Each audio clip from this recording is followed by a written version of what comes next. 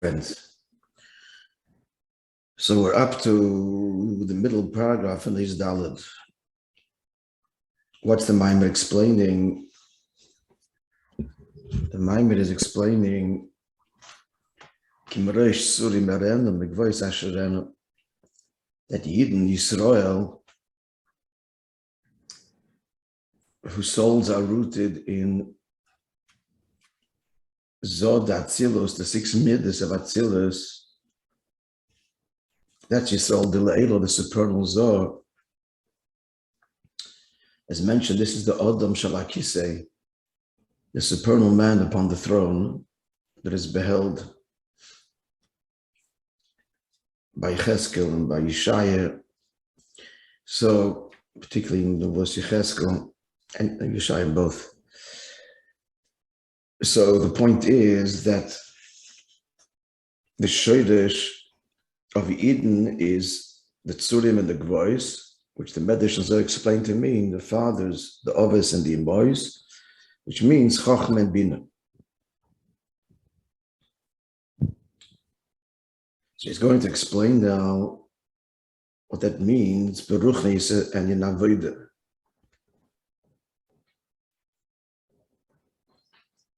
Namely, that there are 2 levels of influence of Seichel on Midas. There's the influence of Chachma on Midas, and there's the influence of Bina on the Midas. We talk here again about Midas that are born as a result of an appreciation and understanding.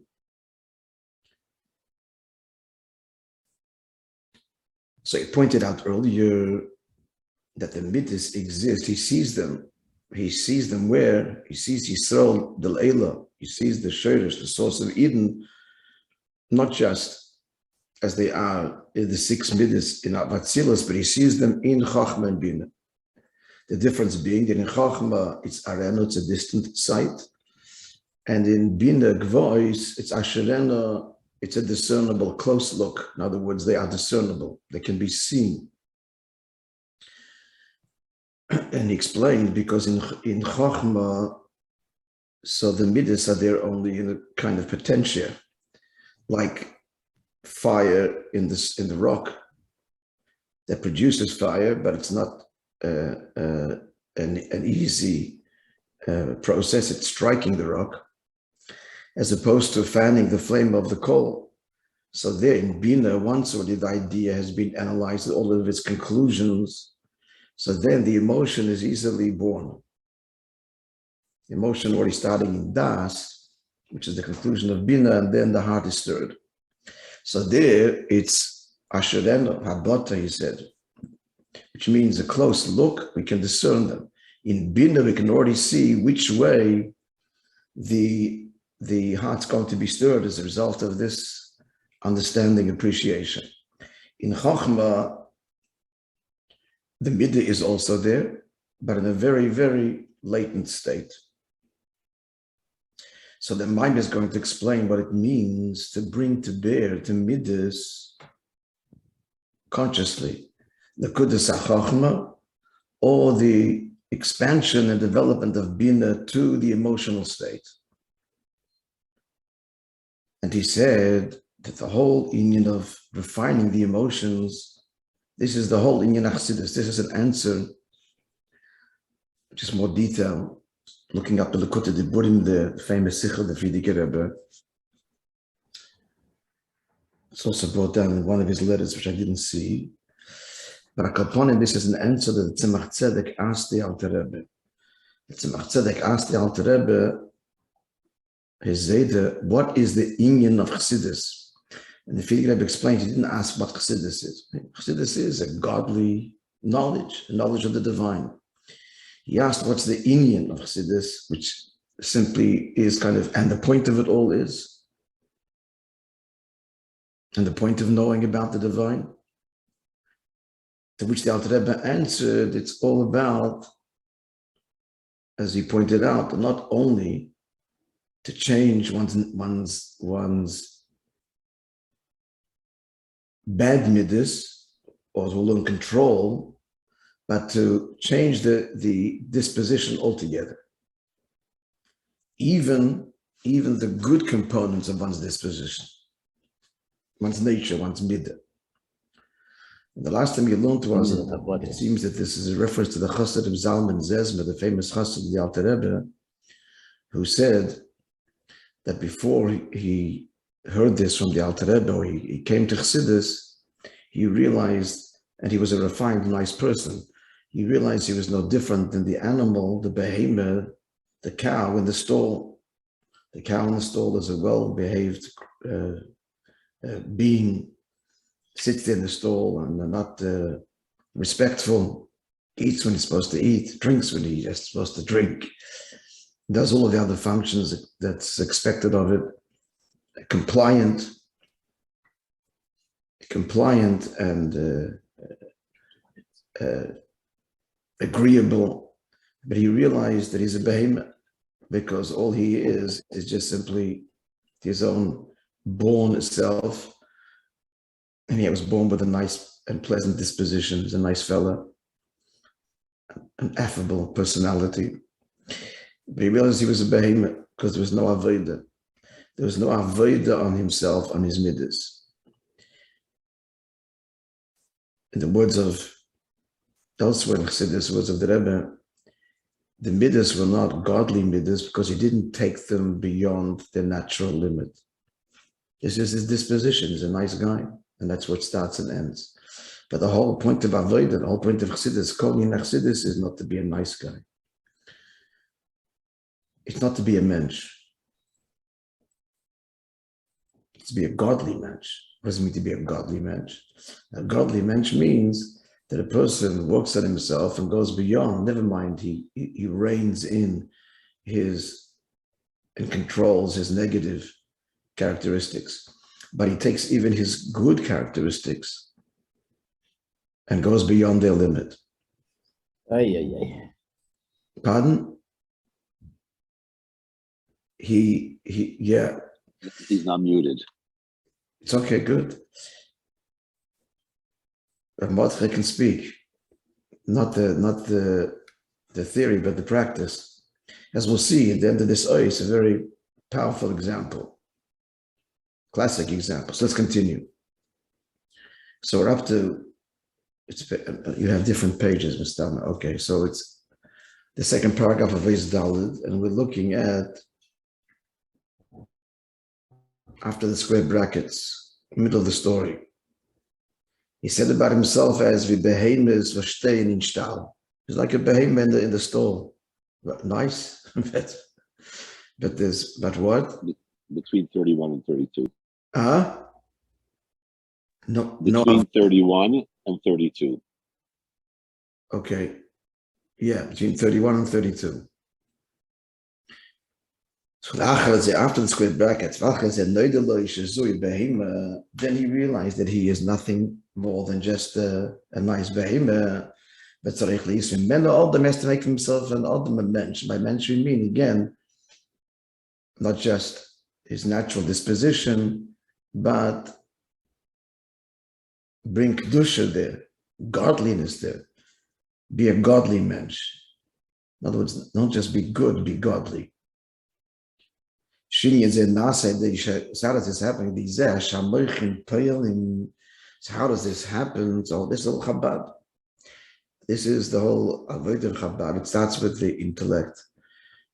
That the intellect can, by its very nature, when properly engaged, rules the heart.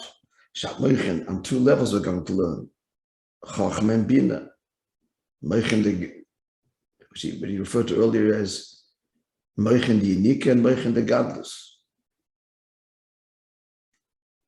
Where the emotions are nourished by intellect, or the emotions are truly expanded by intellect. Moichen the Godless, we'll see. So this happens through the fact that the Moichen, Pelim, Lushanis, Midas, Liyas, Midas, Sichlias. So the Midas, the first step is that the Midas should be not merely instinctual, but Midas governed by reason, by consideration. To say that so one has to proceed, of course, from the lower level to the higher level. And that is the kivin shetchila hoyetzam midas tivis bilvad. So the starting point is natural personality trait, and most people are nice, hopefully, overall. So that's how it starts. Midas tivis. No avoida, just this natural nice guy. So then, so the first step is this whole basis of Tanya, that the mind rules the heart. So what does it mean? Shein emes, true. The heart's desire, the heart's feeling, he wants it this way. Because he's gone through the whole process of appreciation, what's true and what's right. So the mind is activated and rules the heart. How do you misapik? He contains himself. This is the first level, the skafia, discipline of a koifer, and literally forces as atzmoit lasis to behave contrary to the dictates, to the whim of, or the disposition of the heart. That's the first step. No, it's a Herculean achievement. But step number one, he would respond in this way, whatever the case may be, respond or initiate, because that's his nature. But as a result of moichin, reflection on what's right and appropriate and proper, he responds in the way opposite to his natural response, which is to come back with the, I'm just using an example of a conversation, that his nature has to win every argument, and he has to, there's a word for it in the, it's a whole art, in quotations, of the retort to come back, and the one-liner up or something is a term for it. Maybe someone knows it more. To have the to get the upper hand. One up, yeah. To one up the other. That's his nature. Then the conversation ends, and he gets the final word. So he thinks about this and realizes this is abusive and arrogance. And he controls himself and does the opposite and lets the other fellow get the final word and win the argument. So it's not even an argument. Some people, this is so important. It's not even an argument, just in every discussion of opinion or whatever it is, or conversation or banter.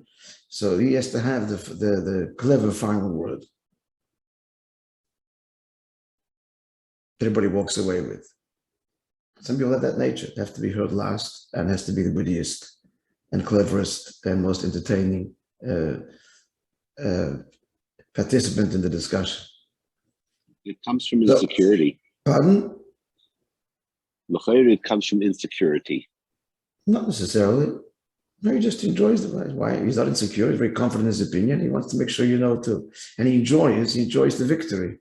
No, I don't know. Love Dafka.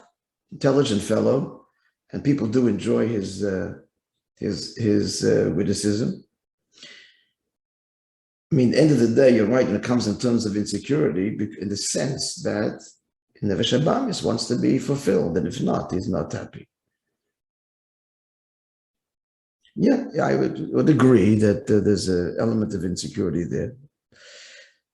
But at any rate, be it as it may, although it's true to understand where it comes from, if he's going to actually change his behavior. So the first step is iskafia. He realizes how inappropriate this is ultimately. And so therefore, he behaves in the opposite way. This is the first level of self-refinement where he's controlling himself. In the brackets, that the mind rules the heart. Now, Rabbi insists that this is not magic, and it's natural. If the mind is properly engaged through the process of chacham and bin and din das, and there's a real conviction that this is the proper way to behave, then notwithstanding the heart's desire to behave otherwise, he will control himself. So this is, he's controlling himself balkorchai, by the dint of force. This is iskafi. Iskafi means self-subjugation. But then there's a higher level of the influence of the seichel on one's personality.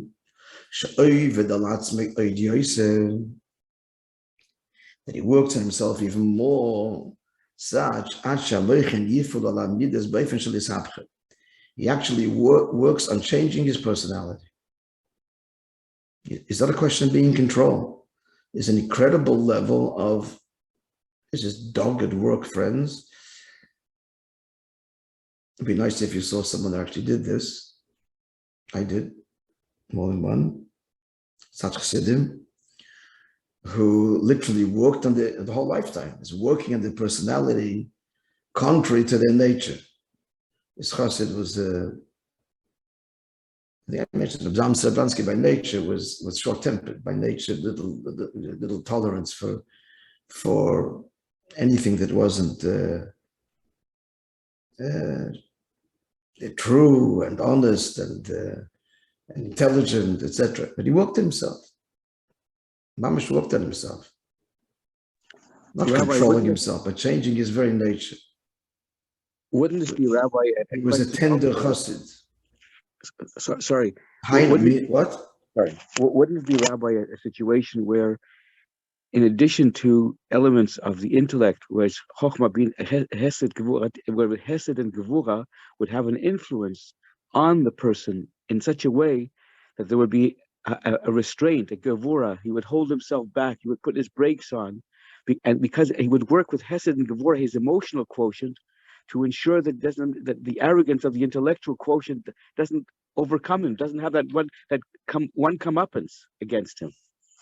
That he realizes that it's more important to have that sensitivity to others and to hold himself back, recognizing their worth rather than his own. He's actually saying the opposite. He's saying the opposite. The desire to have the one-upmanship is an emotional one, not an intellectual one. That itself is emotional. That's part of his hardwired emotion. But Rabbi, wouldn't that what he needs to do if I may ask you, wouldn't that be more souling? The whole idea of going away from the mind. You know what? Let's learn a little bit further. We'll get further. Okay. We'll get further insight. Thank you. He's going to illustrate this for us. Hainu. So there again. So we'll learn further. It'll answer your question. There's a high level. We just yet. He works himself even more. That the mind, therefore, the conviction, the understanding, the appreciation of what is appropriate works on his personality so much that there's an actual transformation. Hainu. Meaning, notwithstanding his natural disposition,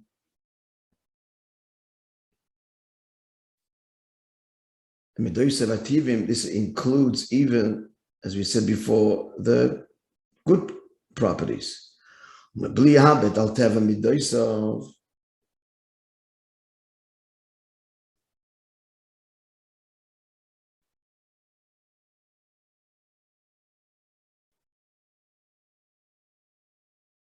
opposite.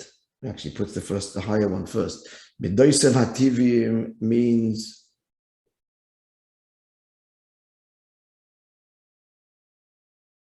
it's even good attributes. And notwithstanding the nature of his midas, he's born with a particularly aggressive nature as it may be. So intellect dominates through an appreciation of what he should be. Not control here, but actually change. That the midah, which means his general disposition, kind of personality type that he is. That's what he means here. Not a particular, it is a particular midah, but a particular midah which dominates his overall personality. So he changes that it should reflect that which he understands to be the appropriate emotion, the appropriate disposition from an aggressive person to a refined person. So here it changes to the Mahus HaSeichel. How does that change to Mahus HaSeichel? Because his personality is reflective now and in sync with the seichel, the understanding of what the personality ought to be, what good midas are, even though he's not blessed with that naturally. He's not controlling it. He's not controlling it externally, as it were, but he's affecting a change that the actual midah is reflective of the way he understands the Musa Seichel. The midah is, his personality is reconstructed and reformed and reshaped and molded to reflect the Seichel.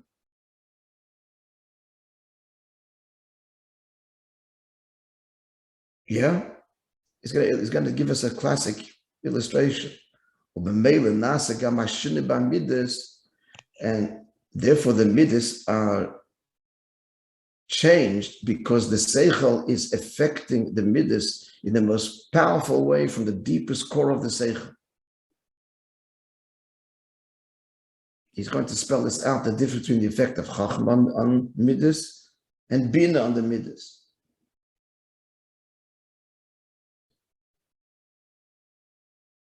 Let's go a little bit further and it'll become clear.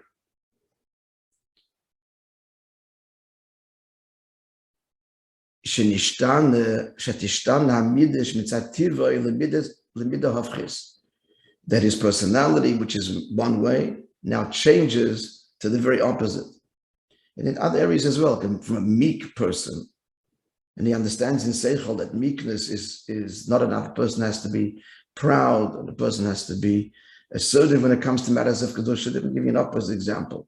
And by understanding this and what's demanded of him, and in such a deep and powerful way, that I'm going to say, just use this language now, that the epiphany of Chachma, in his understanding of what is right, is so powerfully expressed, the Nekuda, so powerfully, this is the way it has to be.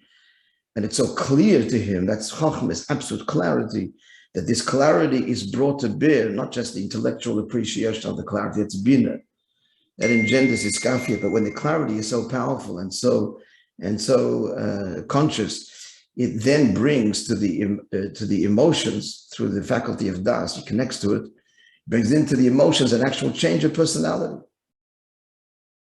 And this otherwise meek person becomes, when necessary, becomes assertive and a leader, etc., whatever is required. When Gvura is required, which is the example he's going to bring. Now, I'm going a bit ahead of myself because the Mayim itself will elaborate and spell out Surim and voice, the effect of Chachma and Bina on Midas. But we're starting our journey here. First identifying stage one, which is what? Control. And stage two, which is the effect of intellect and actual transformation. Example, like it says about Avraham after the test of the Akedah. What did they wish to say? Now I know that you're God-fearing. Only now? With 9 tests he was faced till now, which he passed with flying colors. Only now he's God-fearing? Answer, because everything else he did till now with Mesiras Nefesh, Takim Mesiras Nefesh. However, it was all chesed. His Ikar Avodah was achnasas orchim, hospitality and so on. Hain mitzas chesed. It was all expressions of chesed, kava yamin, which is the right, one particular expression. But now he's told to do something which is the opposite, to the extreme. Take a life of his son. Here he's got to do something which is contrary to his nature, and which he did with enthusiasm, not just resignation. And therefore, now I see you God-fearing.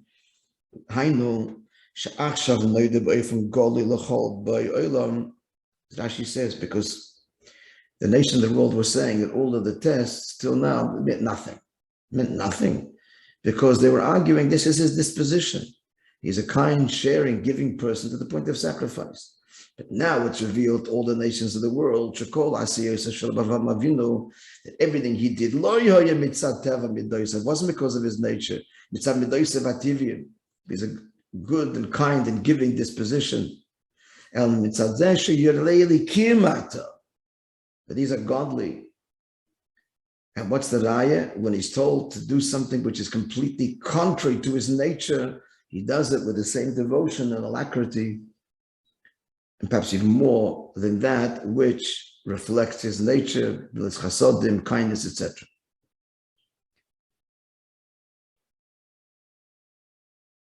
So that is a real personality transformation. And that means that even the chesed that he is doing is not because he's a Bal Chesed, but because he's a real Ekim. And that he takes his avodas chesed to a whole level beyond his disposition. And what's the raya? The raya is that when the moment demands an act of it which is contrary to his nature completely, to every fiber of his being, the way he's wired, Avram is chesed, Isha chesed, he does so with chayas and enthusiasm. Why? Because of this is the Nekudas HaChochma, which is bittul, which is the epiphany. Nekudas HaChochma means the epiphany of truth because it's the truth. So it's bittul, and because it's bittul, therefore it brings a complete bittul to the midas and transformation to the midas, to the personality, and pushing the natural boundaries of even the good emotions to a godly state. Because what's chachma? Chachma is re'iyah, seeing the truth for what the truth is, and not the truth as it filters through my understanding. That's bin already. Bin is my appreciation of the truth, and chachma is the truth. So the nekud of chachma dominates the personality. Then the personality is suffused with a bittul, which means that with this bittul, then there's surrender. Then the surrender of the midas and a true transformation of the personality. He will explain this further, elaborate further, in contrast to when it's bina dominates. When bina dominates, then, as he'll explain, there's not going to be a transformation, but a control. So Chachma Just want to finish. is able. Just want to finish, which is going to then, of course, lead to the question. So, what do you need? The mikvois hasherenu. The high avodah is mirish surim. The higher avodah is a change that comes from the Nekudas HaChochma, from bittul, that should be front and center in one's intellectual awareness and appreciation of what is right. Not that I understand, but the truth. And that engenders a real change. What do you need bina for? And yet he's extolling the virtue of mikvois Hashem. This we'll see later, much later. Were you asking, Chaim? You basically answered it. So basically, the higher Chachma is able to not only make a person restrain, but to transform. Yeah. Because the difference between two lashonos is kafir or hapcha. Yeah.